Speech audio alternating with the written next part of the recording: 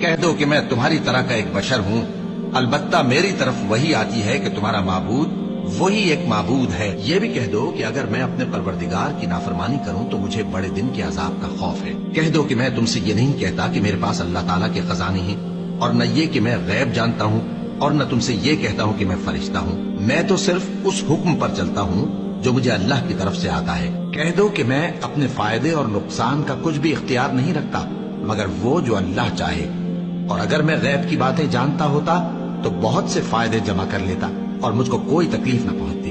یہ بھی کہہ دو کہ میں تمہارے لیے نہ کسی نقصان کا اور نہ نفع کا کچھ اختیار رکھتا ہوں۔